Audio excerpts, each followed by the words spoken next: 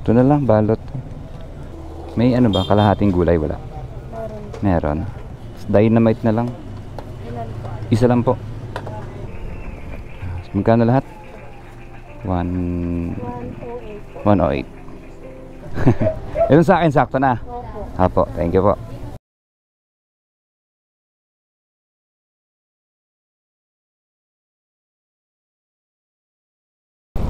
Aba. Maluwag ah. Maluwag ang Kingdom of Nichols ngayon. Alam nyo, kahit bukas tong West Service Road, dito pa rin ako tutumbok. Dito pa rin ako paano ga-traffic dun sa BSM Bikutan. Hindi pa tapos yung butas-butas na daanan dun yung parang buwan. Baka mga 3 years pa yun sir bago matapos. Kaya dito po tumbok ko, east. Yung pinag-iisipan mo araw-araw, yung budget mo sa pagkain, bibili ka nito, tapos kalahati lang nito, tapos tinitignan mo yung budget mo. O ano, halimbawa nga, di ba? Ganyan na yung galawan mo rin, no? Parehas naman tayo sir, di ba? Tatrabaho ka rin Alam ko kayang tatrabaho ka rin, empleyado ka din kasi, di ba sir? Tapos nagmumotor ka nga din O, di ba? O, alam ko kasi yan sir.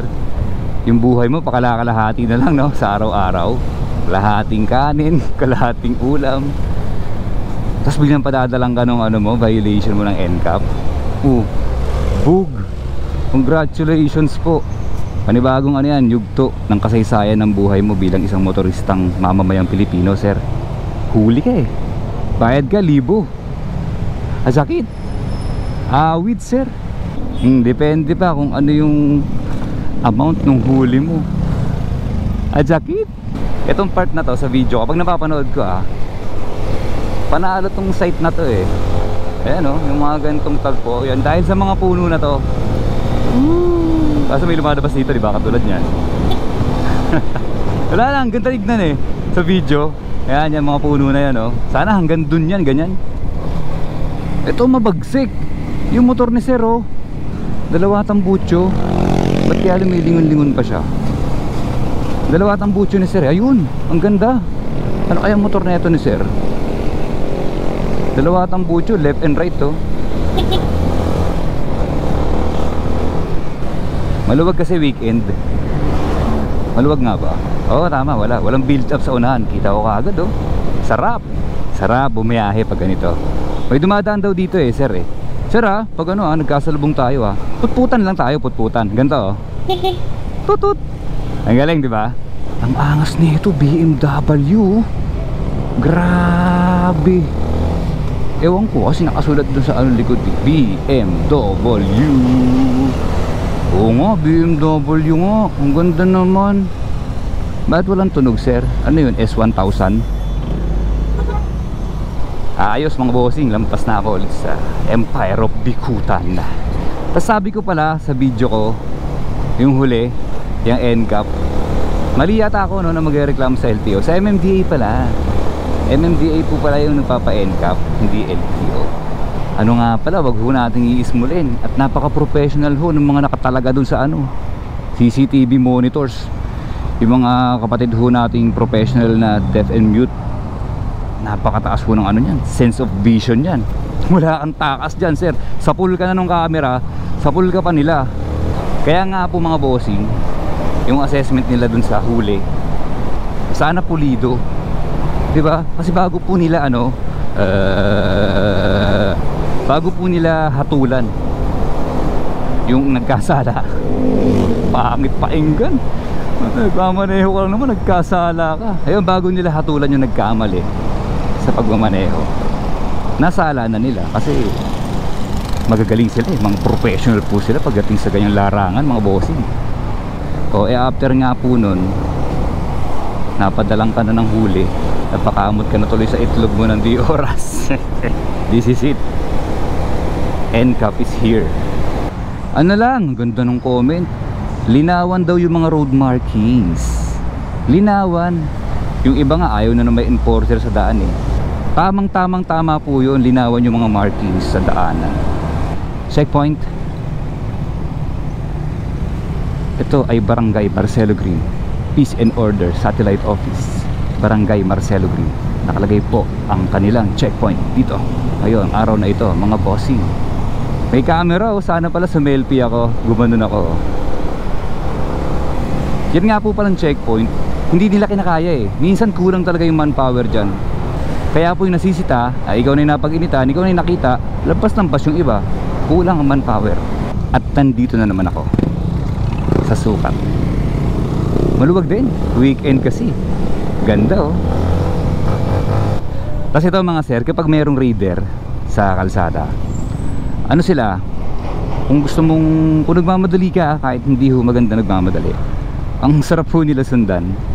Oh, shout out dyan kay bossing. Ano sila eh, marunong sila magmaneho, magagaling sila, mga professional po sila. Nakaka-professional kasi tignan talaga pag naka-manual eh.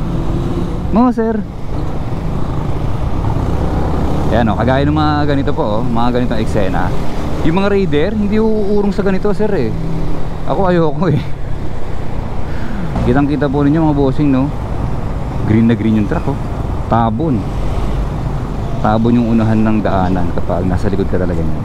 Yung ano pa pala, yung kinakanta ko, yung Noipy, ano yan eh, binibigay ko yung soundtrack na yun kapag ano, may mga nahuhuli sa bus lane sa EDSA. Tibay no sir no, walang 5,000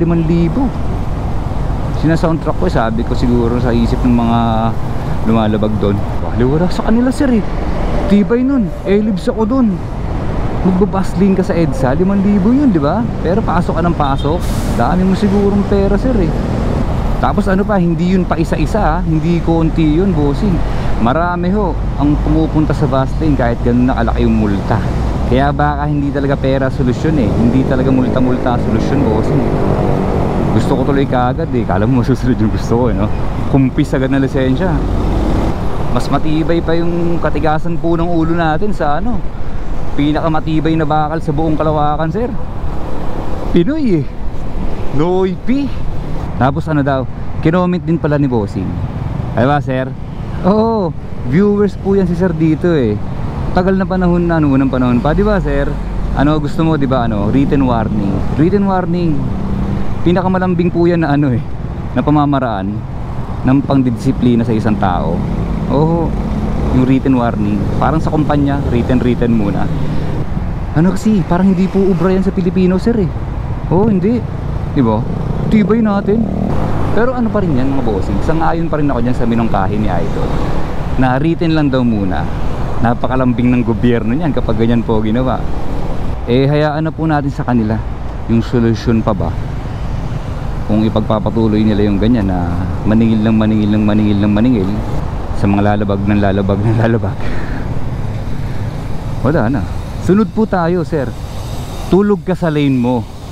Isa kasi yun, di ba, yung lane splitting sa huhulihin. Tulog ka sa lane mo. Yan, kunyari ganito, hihinto ka ganyan. Paano ba? O neutral, tulog ka, kaso moving eh. Hindi ka pala makakatulog. Ano na lang po, ganyan. Mag-stay ka sa lane mo, dyan sa EDSA, tapos gumapang ka hanggang makarating ka sa lugar mo. Eh di hindi ka nahuli ng NCAP sir. Di ba? Hindi ka nahuli. Pagbibigyan daw nila kapag ano, nasa harapan mo huminto. Somewhere kahit saan huminto, pagbibigyan daw nila na yun, gaganong ka dyan, tapos gaganong ka dyan, ganun daw, pagbibigyan daw nila yun. Eh kaso AI yan, kaso AI po yan, high-tech na nga raw eh, bumibilib nga yung iba eh, high-tech na yung walang kung bibilib ako dyan. Ano na lang eh, na-excite na lang ako sa resulta niyan eh. Alam nyo, gusto ko mag-tip eh kung paano makakaiba sa NCAP. Sa tagal kong bumabiyahe, meron akong tip. Ang galing ng tip ko sir. Huwag ka na magmotor. Huwag mong daling yung sasakyan mo. Wala kang huli sa NCAP yan. Mag-grab ka na lang. Kaya ano, yan, ganyan kay Idol. Shout out Angkas. Sir, huwag ka na magmamotor sir ha. Pampasikip lang tayo sa kalsada eh. Huwag tayo magmamotor na. Ayan na. Yung tip ko hindi para sa pangkalahatan, para lang sa katulad natin na ganito. Ngayon, tip ko sa mga rider, courier, para hindi sila mahuli sa NCAP. Anong tip ko? Wala eh. Yung biro lang po yun na wala akong matitip sa mga rider. Ang gagaling ho niyan, nag-aral po lahat yan, yung mga rider natin, courier. Tapos ano pa ba sir? Wala na nga halos eh. Masasabi ko lang naman talaga dyan eh, mag-iingat tayo sa NCAP na yan. At talagang napakabigat ho niyan kapag nahuli tayo mga bossing. O paano, hanggang dito na lang muna. Salamat. Banking, banking. Boom! Way! Kala mo naman talaga marunong ako mag-banking eh, no? Kala mo naman talaga marunong ako mag-banking eh, no? Ano lang yun, yung katawan ko lang umuupo pero yung motor ko nakatayo, ganun, no?